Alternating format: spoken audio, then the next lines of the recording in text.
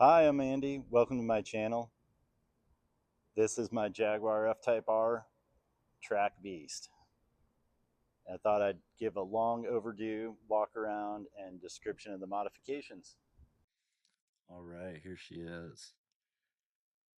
So my car, it's definitely a track car. It's not a car that I rub on and keep shiny and clean and pristine. It's built for pleasure. It gets worked hard and maintained heavily, and I scrubbed her down a little bit for you today, but she's got bumps and bruises, but she's a hell of a car and a vicious beast to drive. So here we go. Let's walk around. Starting at the front, a homebrew splitter made out of 1/2 inch plywood. I decided to stain it and asked my daughter to paint this cool design on it. It's been great. It's added to the front end stability at over 100 miles per hour, along with the hood vents to let all the air out instead of forcing it under the car, causing lift. It's great. Now I can go around a corner at 110 and the front end feels planted. Moving to the front wheel, we have some Bridgestone Potenza RE71 RZ 305 3019, super grippy tire, awesome for autocross or time attack. On some 19 by 11 ET30 forged aluminum wheels, they weigh about 18.5 pounds. And we have Paragon brakes. They make an awesome product. This is the first F-Type that they did, and they did a great job. The brakes have been working flawlessly ever since I installed them, and I'd highly recommend them. I run their R5 pad for autocross and their R7 for larger tracks where you need more heat resistance. On the rear, I have Velocity AP two-piece rotors with stock calipers, stock pads. Well, not stock pads, they're dynamic friction race pads, which is a good pad. It's great for autocross. If I'm going to a larger track, I use the Porterfield R4 pad. Great for more heat resistance. Moving back to the front, you can see the car is set up on MCS three-way coilovers. They've been awesome. I've done a lot of tuning. I feel like I'm pretty much there. Played around with some spring rates, settings. Man, it's just a phenomenal product. It's made a huge difference in the handling of the car. You wouldn't know you're in a high performance race car. It's like driving in a luxury car. It just soaks up the bumps on the track, jump like skipping off curbs and stuff like that. Super smooth. I keep my base settings listed on the underside of the hood. And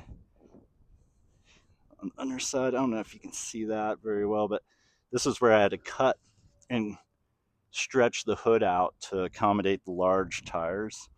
And I had to cut the inner fender liner.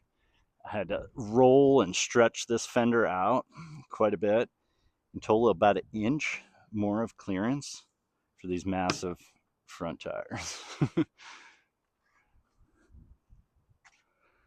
Let's see. The rear wing, the big 69-inch NRG wing. It's chassis mounted. When I did that, I removed the automated spoiler that pops up at 70 miles an hour. Gutted that out, put in a factory spoiler delete module. Found that on eBay for a couple $100. You can buy them new, but they're $700. Um, yeah, it's been great. Gives me a good amount of downforce without all the drag of the spoiler. It definitely helped increase my straightaway mile per hour. We also have the trailer hitch on the rear for towing my trailer down to Thunder Hill, I put my race wheels on the trailer and put a set of OEM wheels on for the drive. The rear diffuser took a hit at the track and I retired it. Soon I'll build a nice diffuser that'll be aerodynamically sound and look a heck of a lot better than that. Let's see, on the inside, let's go around.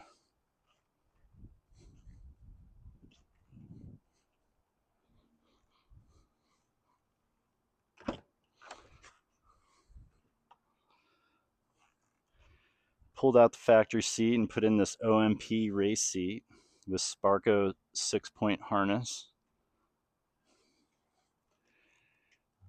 I have a catalyst for the track. That's where I get all the great track footage from.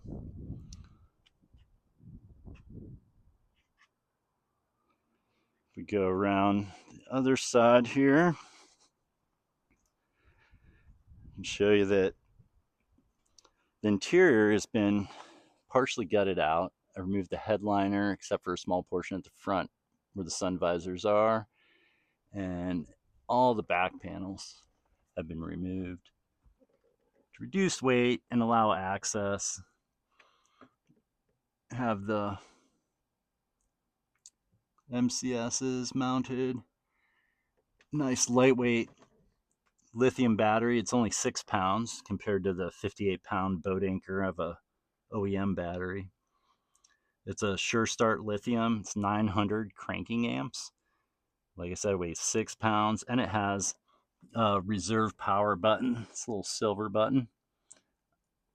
That's one of my own designs. Stay tuned for more availability on the SureStart lithium batteries. Got a little mount rigged up for magnetic mount for my cell phone. Take footage on. When I go down to Thunder Hill, I usually pull out the passenger front seat, and I have a wiring harness I plug in to keep the computer system happy so it doesn't freak out. Yeah. Other than that, the car's engine is tuned by Velocity AP. It has a lower crank pulley, no upper pulley, or at least no aftermarket upper pulley. It also has Velocity AP's transmission tune, which helps put the power down.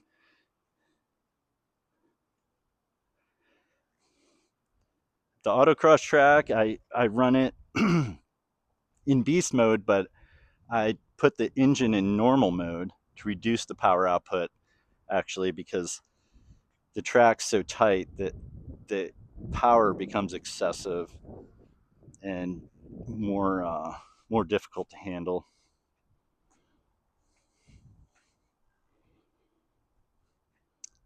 That's it. Thanks for checking it out. Thanks for watching, and if you enjoyed this, please subscribe and like this video. Support the channel. Have a good one.